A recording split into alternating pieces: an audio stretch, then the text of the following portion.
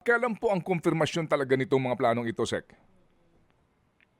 Well, more or less ganun na yung plano namin, and we ang ano namin na pinag-uusapan na start is actually dapat itong siguro itong April, just before the Holy Week, no? Mhm. Mm. Just So, before the Holy Week. opo, so bago magsimana Santa, magsisimula na po ito. Yeah. Pag nagsimula po kayo, paano ang diskarte ho ng construction diyan? Doon sa binabanggit yung segment sa may bandang Caloocan ng EDSA at ito pong sa may Pasay to Guadalupe at saka yung busway. Meron paano po 'yon? Yung kung anong pwede namin gawin dito sa may sa may Caloocan, kasi malayo naman dito sa Mm. Pasay. Gagawa kami diyan. Pagkatapos, umpisan din namin doon sa Pasay papunta ng Guadalupe. Northbound, southbound yan, Ted. Mm. Mm. Gagawin na namin yan. And plus, of course, the busway.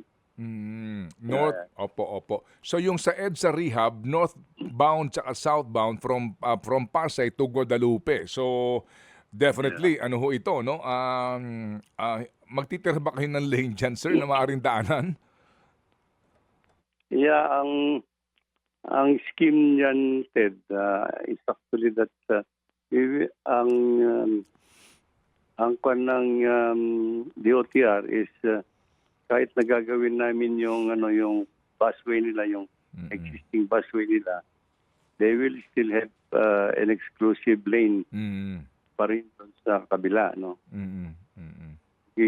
So, in other words, ito nga yung pinag-uusapan namin. In other words, pagka gagawin namin yung busway, dalawang lanes ang masasara. Okay, sige po. So mag-iimbudo yan and ang in charge sa traffic management po, sir, sino? MMDA po. MMDA pa rin. Gagawa ho ba muna ng paghahanda dito ang DPWH sa mga alternatibong dadaanan? I mean, alam niyo ho yun, yung mga pwedeng daanan ng mga malubak, makikitid, mga ganun pong clearing? Yes, Ted. Yan nga yung prepare namin. Prepare din namin yung mga alternate roads. Na-identify din ng MMDA yung mga alternate roads at kukumpunihin muna namin yung mga pwedeng daanan bago kami mag-start. Opo. So yun ang scheme. Opo. In fact, na-identify na lahat ng MMDA yan, mga possible alternate roads na pwedeng gamitin. Opo. Sec, ano ho ito? By administration? DPWH mismo ang gagawa nito o ito po'y awarded contract sa pribadong kontratista? At ilan po kaya ang contractor kung meron mang private contractors? I think there will be several contractors then doing the work almost simultaneously in its contract, no? By the private contractors na gagawa. Yung pong bidding nito nagsimula na? Yes, nagsimula na, Ted. Opo. Nagsimula na. Okay. And then, Sec, 24 hours ang trabaho dito? Yeah, of course, yes. 24 hours to. 24 hours. Kaya sinabi nga namin na dapat up to November lang muna kami dito siguro. End of November dito sa taon na ito dahil para hindi kami magtatrabaho muna sa Christmas season and December. Opo. Ang target completion talaga nito, sir, kung meron kayong hinto by November this year, ano ho ang target completion po ninyo sa buong EDSA na po na rehab?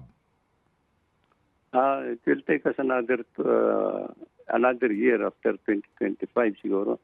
But ang kwan lang namin kasi dito, makakapag-slow down kami because of yung ASEAN meeting that will require us actually not to do any construction works along major thoroughfares in Metro Manila para maabot namin yung traffic congestion.